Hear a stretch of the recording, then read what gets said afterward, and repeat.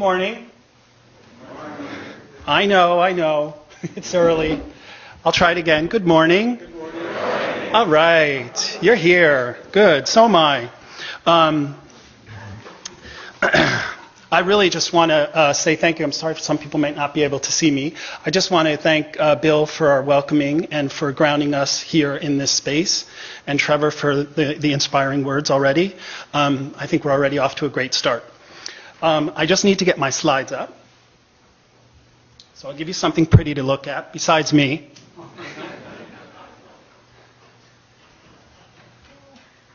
Oops.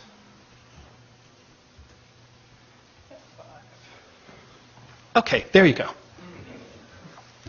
So, I also want to thank the Community-Based Research Center for inviting me here. Rick Marchand, Terry Trustler, and Olivier Ferlat. Thank you so much for inviting me here. I'm delighted to be here.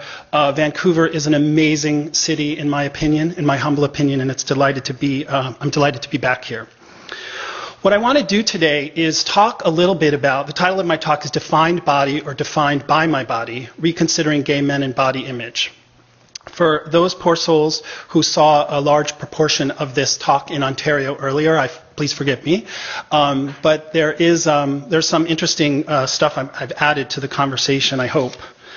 I guess basically a few questions. So I'm going to be a little bit rude and ask you some questions and then not answer them. So a few things to kind of think about. These are questions that I kind of want us to think about as I present today, and to think about maybe over the course of the next couple of days as well. So one thing is there a connection between the social determinants of health and body image for gay men? Maybe the determinant of marginalization or exclusion? Possibly. Do the gay visual media portray images of certain body types in a way that excludes people?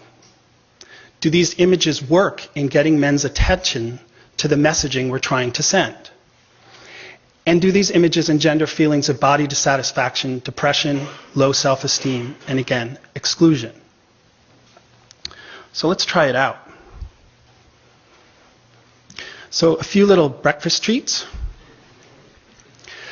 I think the most important thing I want to kind of put out to begin is that when you look at population-based data sets across the globe, there aren't a lot, but almost completely consistently, gay men tend to have better BMI levels and less fat than straight men. In general, gay men tend to have healthier bodies. Now, this is a broad generalization, of course, but most of the large population-based data sets kind of show this. And I think that's a really good thing. Like, the fact that we take care of our bodies in a way that's different from men of other sexual orientations is really kind of critical and important. It's really good that we take care of our bodies. We take care of our health. We think about it. There's lots of reasons for that. I'm not going to necessarily completely get into all of it. Some of it I will. But there's lots of reasons about why that might be the case. But I think it's important to acknowledge. A few other images. Anything you notice about these images? Feel free to shout out. I know it's early, but what do you notice about these images? They're sexy. They're sexy. Okay. Woo-hoo. Relatively young. This particular slide is relatively young. That's true. Strangely devoid of body hair. Strangely devoid of body hair. Okay. Absolutely. The guy on the lower right, maybe a little bit, but yep. Okay. Actually, sort of. There's a few Latino men in this particular sample of images. And we'll give you one more, just to keep you awake for the next little bit. What do you notice about these images? Anything different? Some fur, thank God.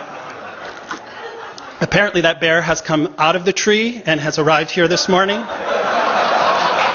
Thank you, Paul. Yeah, so kind of, sorry, somebody was? Muscles. Lots of muscles. Yep, indeed. So one of the things that I find very interesting is that gay and bisexual men love to talk about bodies. We talk about bodies all the time. Nice pecs, nice lips, nice ass, nice cock, whatever it might be. It's really fun to say cock before 10 a.m. in the morning, by the way. Whatever it might be, right? That we love to talk about bodies, except we don't want to talk about our own bodies.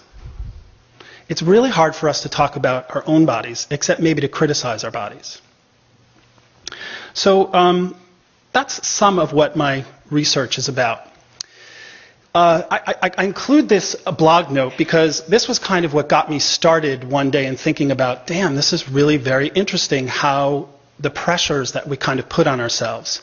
Matt Norton on his blog, after looking at Stefan Gatt, the model Stefan Gatt on the cover of DNA, the Australian queer magazine. I found myself distracted. How is this dude so perfect? I'm off to the gym. For me, the gym's a great place to think. So I got to thinking, I'm not an irrational person. I know that boy on the cover is airbrushed. Either that or he has no pores. What am I doing here benching my own body weight at 8:15 on a Sunday morning? And it kept happening. I found myself in the gym as a result of that bloody coffee table dude. I can't do an Australian accent this morning. That wasn't aspiration. That was obsession. So one of the ways I want to think about body image, or I've been thinking about body image, is of course it's amazing that we take very good care of our health. And at what point does body image become something that might impact our health in a negative way? Some of you probably saw this study. This actually got a lot of press last year from the Center for Appearance Research at the University of West of England in Bristol. And basically, this study they reported three things. Essentially, they did a survey of men who were that were members of a gym in a western city in England. And they didn't really do a lot of analysis. They basically just reported these numbers, which was to say that 48% of gay men would sacrifice, in their sample, would sacrifice a year or more of their lives in exchange for the perfect body. And that 10% of them would sacrifice up to 11 years of their life if they could have that perfect body now. And then their third finding was that gay men in this study used implicit or explicitly traditional terms to endorse what we consider kind of the traditional Western standard of male attractiveness: tall, lean, muscular, toned body, clear skin, full head of hair. Now, there's a lot of problems with this study. In fact, it hasn't been published yet. That tells you something. It's a year later. And in my conversations with Dr. Diedrichs, the PI who is on this particular project, they're sort of working on some analysis. But part of the issue is that, of course, it's a very skewed sample, right? You're looking at men who are at the gym, who are, around lots of other men. It's a men's-only gym. There's kind of a focus on what the body might be, what your body should look like. There's kind of a high pressure in this particular urban environment. However, I have to say, any study, if I ask these questions in this room right now and half of you said that you would give up a year of your life in exchange for the perfect body, I would be concerned. If 20% of you said it, I would be concerned. It's a concerning number. I don't know that it is accurate. I think there's absolutely no multivariate analysis. We don't know what other factors might be going on here and, kind of what the exact sampling methodology is. But I would say, so there's some concerns with this study, but I would say it's still concerning that even that number would show up in any kind of context. It does impact our health, and I do think it's something that we need to think about. Of course, people have been studying media and body image for quite a while. And, the typical male model that appeared in advertisements that were targeted towards gay men tends to be athletic, very fit, young, and white with 6 or 8-pack abs. And I just question why. Why is that? Why does it have to be white? Why does it have to be athletic? Why the 6-pack abs? Now, we all just looked at some yummy pictures and probably appreciated that, but why is that the only and consistent type of messaging, of imagery that we want to portray, and do we? So a couple of studies that I have been involved with, we collected data a few years ago at Pride in Toronto, and of course you can argue who goes to Pride at Toronto. Do people not go to Pride because they don't feel good about their bodies? Do people who go to Pride because they do feel good about their bodies? So again, the sample is the sample. But among 400 men that we collected data from, essentially we were looking at a drive for muscularity, which the notion behind that is a desire to be more muscular, either through behavior of drinking protein shakes, working with a trainer, et cetera, or through beliefs about, I wish my legs were bigger, I wish my chest was bigger, et cetera, et cetera. And this drive for muscularity was associated with being younger, with an increased risk for disordered eating, an increased risk in depression, sexual risk, and also an increase in internalized homonegativity. So a desire to be more muscular being associated with a desire or a discomfort, higher level of discomfort with your sexual orientation identity.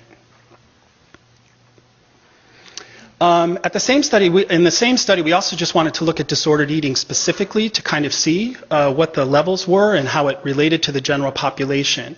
And about 13.6% of the sample would be classified as at high risk for disordered eating. And in the general population in North America, it's about 10% of eating disorders are diagnosed among men.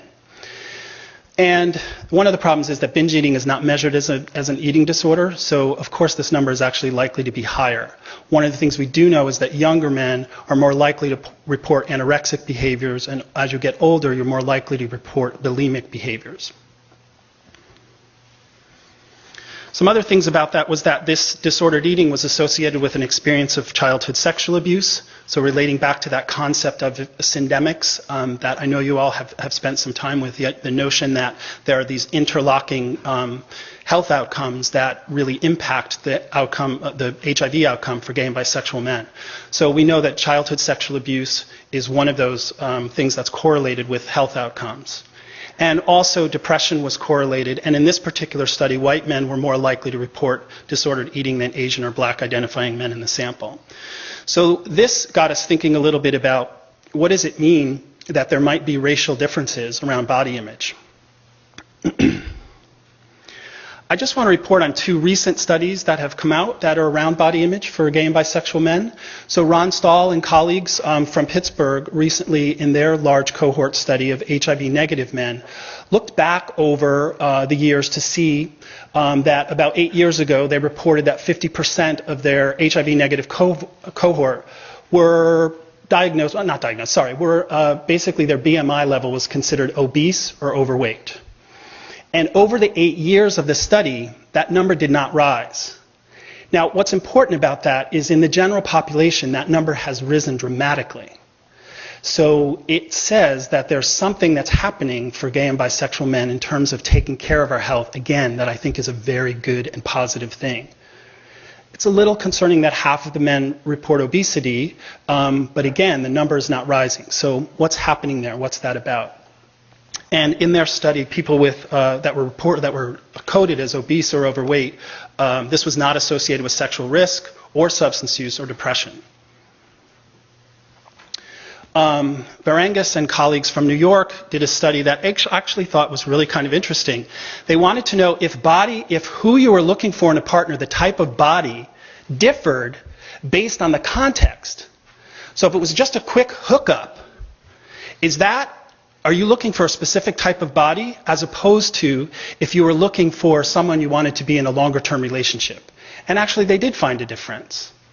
They found that gay men rated lean and muscular men in the context of a short-term relationship as more attractive than for a long-term relationship.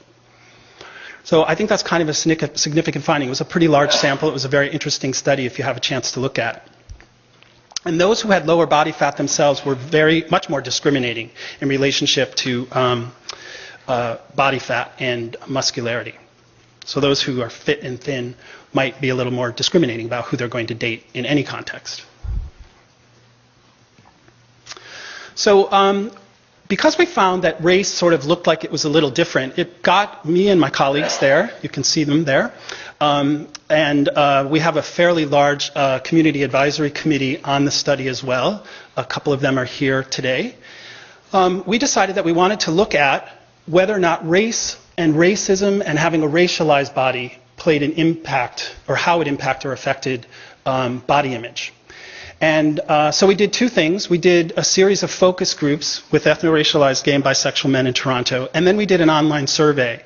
So I'm going to present a little bit from the focus groups and then a little tiny bit of hot off the presses, just some descriptive data from our survey. We're just beginning the analysis now.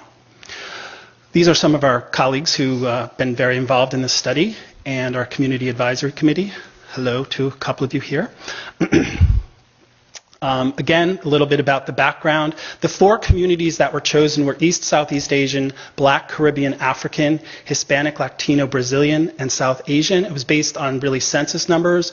People have asked why were Aboriginal men not included in the study. Partly it was based on numbers were smaller, and partly it was also based on the fact that at the time the research team did not really have the expertise to sort of address that. But I think it is a significant limitation in my discussions with my Two-Spirit colleagues about how body image and the imagery of Aboriginal folks plays out as well in terms of queer men's health. So there were 3 main findings. One is around how people how people reported what they saw as body image idealization in gay men's culture. 2 is how they negotiated having a racialized body image. And 3 is how they negotiated the impact of body image on the relationship with themselves and with others. So what I'm going to do, I'm hoping folks can read the slides because instead of me standing here reading, I can make some commentary about them. If there's anyone who has any visual concerns about that, I'm happy to share this information with you after. But I will make some comments about the particular slides. And part of the reason I don't want to read the words on the slides is because these are words of men of color. And I am not a man of color. And I think there's a way in which it can be a little confusing and a little disconcerting, actually. And I want those men to own their words because they're amazing words. So the main thing that came up in the context of our study was that the media plays a huge role in body image. This is not surprising. But the way it works for ethno-racialized gay and bisexual men is very distinct and different. So a lot of Caucasian males are what the imagery are. And so this last sentence here, you never see yourself reflected anywhere, became the title of the first manuscript we've put together for this. Because so all of the imagery, you never see yourself reflected in that imagery. What is it that you want to do? How does that impact how you feel about yourself? How do you think of yourself as hot if you never see an image that looks like you?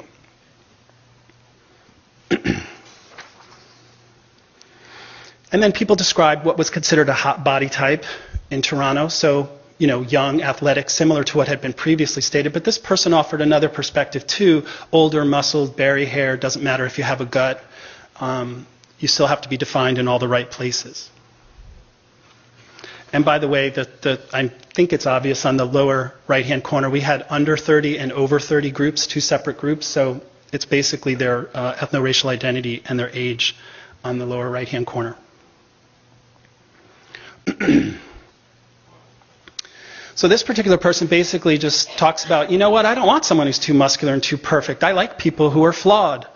It's not necessarily attractive. So it comes down to what turns me on and what my preference is. So again, offering a different perspective from what we think of as the mainstream hegemonic discourse. This is kind of an interesting comment because, am I going too fast? Okay, thank you.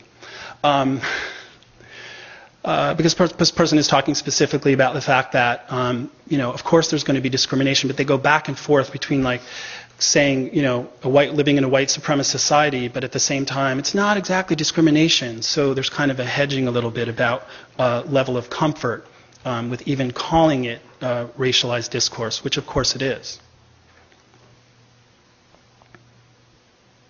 The other thing is this idea of being fetishized. So this is absolutely no surprise probably to anyone in the room, but certainly to men of color, that there seems to be either an experience of being completely invisible as a racialized person or being completely fetishized. So the only thing you're viewed as is as your race. Oh, you're South Asian, you must like XXX.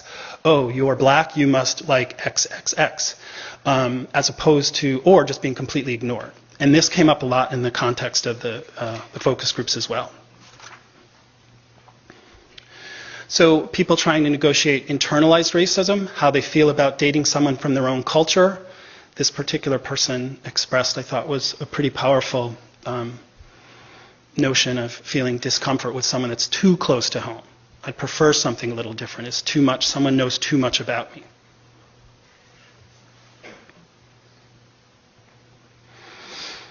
And of course, racialized bodies have parts. And there's lots of ways in which people spoke about how people would make assumptions about their body parts or about what kind of sexual activity they would be interested in doing.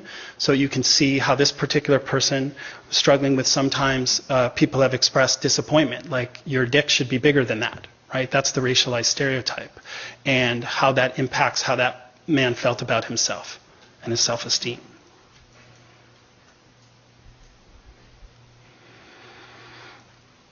This particular person is talking a little bit about being ignored. Again, that concept of being ignored versus being fetishized.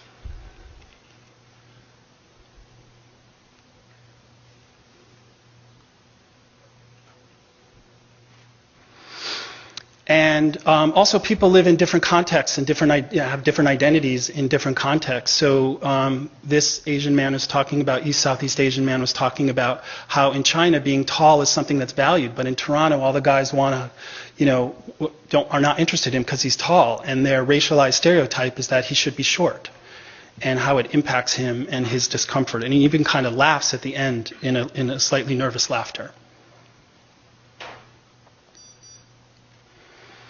And then people talked about eating and not eating and things they would do to kind of how they would manage this pressure to conform. So this one, I would say we can unpack what the word healthy means, but I would probably categorize this as probably not that healthy a response. And even the person acknowledges that this would be to the detriment of their health. And this is another person's response to how they would manage some of these pressures to conform.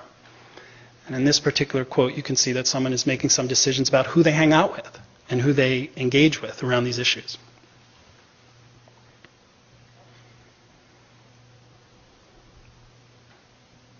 Okay?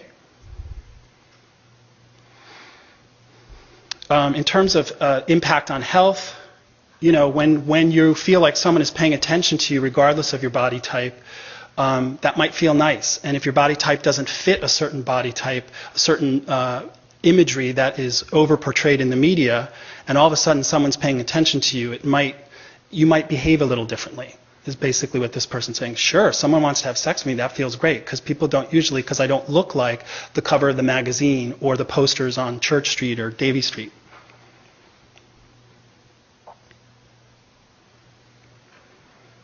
And lastly, or not lastly, actually there's one more. This HIV positive person spoke about years ago being very sick and small and wasted, and how that's impacted his body image to this day. He still sees that in the mirror when he looks at himself. So for positive men, there's some specific body image issues as well.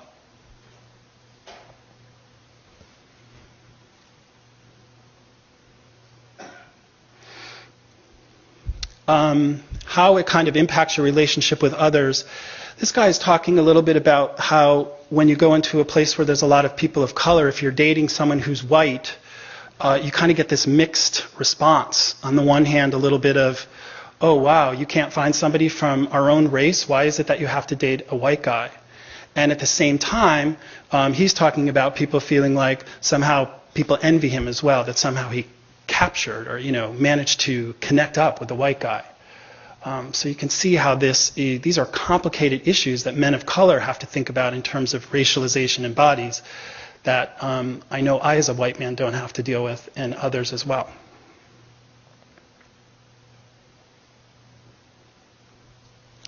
It's never too early to talk about porn.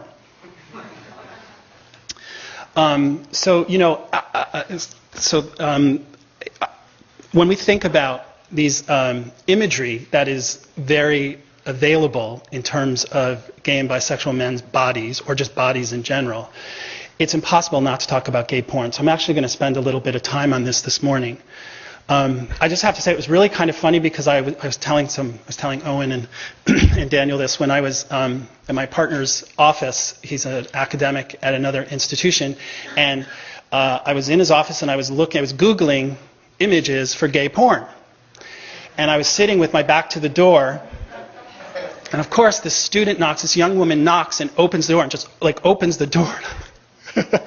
Okay, wow, this is very interesting. Professor Brennan is here with his boyfriend and they're, Googling gay porn in their office. Awesome. I can't wait to read that letter in my tenure file. Anyway, we kind of laughed about it and I said, no, really it's work. But it was titillating, that's for sure. The thing I want to say about porn, before I talk a little bit about how porn impacts us, because it does impact us.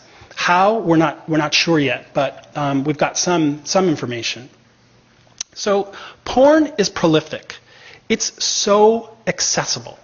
In fact, I can pretty much guarantee you that if we opened everyone's phone in this room right now, that there is at least one window in all your apps that are on that has some sexually explicit media on it. I'm pretty sure. In fact, there may be someone in the back there in the dark watching a little porn right now. Enjoy. It's very prolific. It's easily accessible. I hate saying this, but when I was younger, the reality was, I remember going to New York City. I lived in Connecticut, going into New York City, going to one of those booths, and can I get that Blue Boy? I couldn't even say it out loud. Blue Boy magazine? And just so anxious and stuffing it in my bag and couldn't wait to get home. Now it's click, click, wah. Right? It's a whole different world. And in fact, commercial interests very much owned the porn media for a very long time. Most porn was produced in a sort of Hollywood style. My question is, because it's changing, is that also changing how it impacts what we think about ourselves and about bodies, let alone about sex, right? And what kinds of sex? Because there's now free and amateur websites, I'm wondering if when we're looking at porn that's not done in this expensive, glossy, Hollywood-like context, does it or will it or is it changing what we perceive as body images, as healthy, sexy body images, right? Because there were such clear typical imagery for so long that could be changing. And that's one of the questions I want to ask in the future. So that is one of those questions I'm asking you that I'm not going to answer. But it's something I think it's important that we think about. A few studies that have looked at, so academics like to use silly terms, right? So instead of saying porn, we say sexually explicit media. So maybe I could have Googled sexually explicit media images instead of gay porn when the student walked in the office, but you get better hits with gay porn. So a couple of people have looked at this issue to sort of see. So one of the things that has been reported in some of the research is that people who view and purchase muscle and fitness magazines tend to have, in both gay and heterosexual men, by the way, tend to have higher levels of body dissatisfaction. So there's I'm going to buy that magazine, that guy's really hot, I want to look like that, I don't look like that, I don't feel good about myself. But for gay men, this exposure to this imagery is positively, or was in this particular study, correlated with social physique anxiety, which basically means feeling uncomfortable about your body in public, in a social situation. So a lot of the mainstream gay male porn images were rife with very muscular and attractive men, of course, and gay men look at this imagery and embrace the belief that they might need to possess a similar physique in order to have sexual prowess and to be satisfied sexually. I have to comment on the Bel Ami picture because it just is really quite amazing. I don't know, for those of you who know Bel Ami, that is not your typical Bel Ami model. Typical Bel Ami model is Eastern European, white. And I was astounded when I found that image on their webpage. I was like, wow. So I felt it was important to put it out there because it represents a different look at porn than what we're used to. So another thing to note about gay porn in particular that's distinct is that when people are filming gay porn, they're focusing on male bodies, right? They're focusing on the male body and male body parts. And that is not necessarily true in straight porn. So how straight porn impacts body image for straight men, I don't know. I don't know any straight men, so I'm not sure. But I don't have a large enough sample, I guess, maybe to ask the questions. But the male body receives a lot more attention. It sort of makes sense, right? Of course, right? Your gay men want to look at the male body. So the porn itself may play a more important role in emphasizing the particular type of body that's being portrayed. So, and there was one study that was done here in Canada that looked at young male college students to look at whether or not the level of exposure to pornography impacted self-esteem, body self-esteem, genital self-esteem, and sexual self-esteem.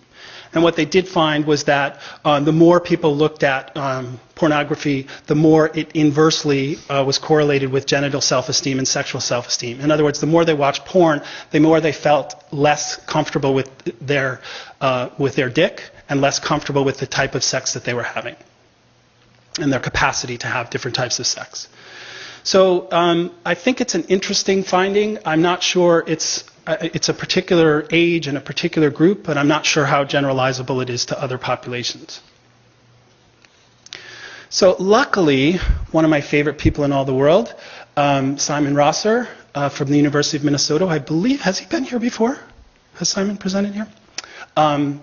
He presented at the Gay Men's Health Summit, and shortly after that released with his colleagues a commentary in AIDS and Behavior on the role of SEM, sexually explicit media, in the transmission and prevention of HIV among men who have sex with men. And actually what they did was kind of pull together some information I just want to share for you because I think it's really kind of important to this topic. So they wanted to know, how does watching porn affect gay men? So again, there's lots of sexually explicit media everywhere. So who right now, it could just within 3 seconds find out who else is in the room. I'm surprised people aren't actually kind of communicating with each other through Grindr or Scruff at this very moment, but maybe they are. I'm not sure. I can't see. And the other thing we know from research is that porn is very acceptable to gay men. Compared to other populations, gay men tend to be much more comfortable with watching porn, with talking about porn, and the availability and access to porn. And that image on the lower right-hand corner was one of the images that came up with gay porn. And it just kind of, I thought it was a very interesting image, but I don't know why it was tagged gay porn. So how does watching porn affect us? So for young men, there's enough research to show that for young straight men, it does correlate with having more sexual partners. We don't know that for young gay men, but it's possible. That would be a study that would need to be done, or a couple of studies actually. Certainly for both older and younger gay men, it's a way of learning about sexual techniques. So a lot of young men in one particular study talked about that it was a way that they learned, they'd heard about anal sex, but didn't quite understand how or what you did or how it worked. And so young gay men were learning about how to have anal sex through pornography. Now, the only concern I have about that is that it's, film, it's edited, it's cut. What happens before, after, in between takes is not there, right? So that may change a little bit with the access of amateur porn where somebody just puts a camera on. But for instance, usually douching is not part of, for instance, any kind of sexual contact. And the imagery might be, oh, it could just happen any moment, any time. And maybe it can or maybe it can't, right? So it's important to kind of think about the impact of that. But for all of the men in these particular studies, it affirmed their sexual desires and interests. They learned about things they might be interested in, S&M, leather, whatever it might be, just something different. That's how they learned about it, through porn. And older gay men reported that porn was important to them when they were younger. So this could mean that younger men might report earlier sexual initiation, and particularly in the context of having anal sex. So that could be important in terms of HIV risk and outreach. And those are all positive things, actually. For the most part, that's pretty positive. That's a good thing. There's lots of positive things about porn. The only one thing that has been reported really in the literature that's been negative about porn is this issue of body image. And however, there's really not a lot of studies on it. And the studies are not completely conclusive. So we do know that body image is associated with sexual risk. We do know that porn impacts body image in some certain ways. So is there a correlation? And does it impact HIV risk specifically? Fun. And for the statisticians in the room, I'm now talking about structural equational modeling from SEM, just so you know. So the two studies that they reported on was another Canadian study that found no difference between SEM exposure and sexual risk, but that was a really small sample size, and again, college students. So I would not consider that to be particularly generalizable. And then the Stein et al. Study that was done in New York, and basically with I think they had 751, a pretty large sample, and basically people who reported watching bareback porn 75% to 100% of the time that they watched porn were more likely to report unprotected anal intercourse than those who watched it either never or up to 25% of their time. So that's really the first piece of evidence that maybe there might be an association or risk. But remember, or not remember, I didn't tell you yet, but everyone in that sample had reported unprotected anal intercourse. So it was a high-risk sample to begin with. So we don't know, again, how much that might be true for other gay and bisexual men. So I just want to, one of the things that in our study, we did the online survey, as I mentioned, and I'm just very briefly, we have not had time to do any in-depth analysis of this at all, and this is, brand new, as I said, hot off the presses. But we surveyed 410 gay and bisexual men, ethno-racialized men from the same four groupings as I talked about earlier, asked them a ton of questions. They were kind and generous to give us a lot of information. We have a lot of information in this data set that we're looking at now. But one of the things we asked them about was porn usage, and watching. And so 95% of the sample reported watching porn. 5% said that they did not. And actually, even in some of the qualitative data that was collected through the survey, a couple of people wrote things like, I don't like gay porn. There's nothing interesting to me about gay porn. People who watched porn, in the last 6 months on average, how many hours did you watch porn? So about a third of the sample reported between 2 to 3 hours a week. And 38% of the sample reported over 4 hours of watching porn a week. So it's kind of hard for me to believe that if we're spending that much time on watching and doing anything, if we were spending that much time knitting, it must impact us somehow, right? Right? We're spending a lot of time. All of a sudden we have a lot of warm scarves and mittens and... Huh? Sore hands. Okay, yes. So I think it's important to note, again, this is a specific sample. I'm not suggesting that it's relevant or generalizable outside of this particular group of men right now. Well, we also asked people what kind of porn they like to watch. So you'll notice that those numbers add up to 8 billion, nowhere near 100%. But what you'll see is that 3/4 of the sample reported watching anal intercourse, and 2/3 of the sample reported bareback and hardcore.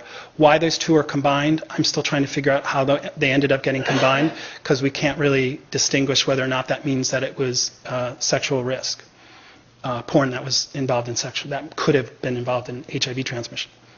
But you'll see kind of, there's quite a wide variety. And again, this is an ethno-racialized population. So, it may be different. I don't know what these numbers are for white men. We didn't collect information from white men for this particular study. And the other responses, most of the other responses were not applicable. People who either didn't watch porn or, somebody said, I think, military, a couple of other terms.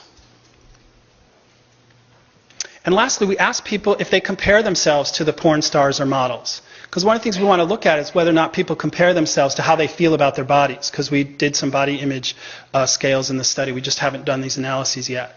But what you'll see here is that about 50% of the sample disagree. They don't pay attention to the models. They don't compare themselves to the models. And about 30% either somewhat or completely agree. So I'd be interested in whether those 30% are struggling with issues around body image or not, right? So the answer to that question, or those questions, is that really we don't know yet, and that's kind of what came out of the Rosser et al. Paper as well, too, is that there's so little research in this area, and it's kind of remarkable considering the number of hours that gay and bisexual men a week are viewing porn, the accessibility of porn, that we're not really doing a little bit more research in this area, I think is really unfortunate. I think it's an important area for us to be considering. Of course, you know, trying to get it funded becomes another interesting question about how you look at it, and that I know people who have struggled with getting stuff funded here and in the US as well. The last piece I want to just talk about, because I think it's kind of important, and then I'll stop and see if we have time for questions or discussion, is body image for HIV-positive men. Because HIV-positive men have, you know, over the years, in terms of the context of medications, medications have impacted, literally physically impacted the way people's bodies have changed and morphed, right? So it's kind of an important issue to look at and understand whether or not how body image might be impacting the health and wellness of HIV-positive men. So there, and true to form, there have been just a few studies that have looked at this. A couple of them were a number of years ago. This one is a little old, and it was looking at HIV-related weight loss and showed that positive men basically felt less comfortable in social situations due to feelings about their body.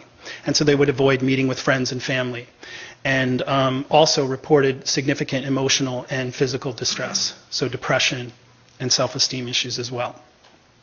In 2005, Perry Halkitis and his colleagues looked at masculinity in the relationship to body image for HIV-positive men, and found that HIV-positive men really felt it was essential to have a muscular body, to have a strong muscular body in order to feel better about themselves. So that drive for muscularity was at that time, for this particular group, a very real component of their body image.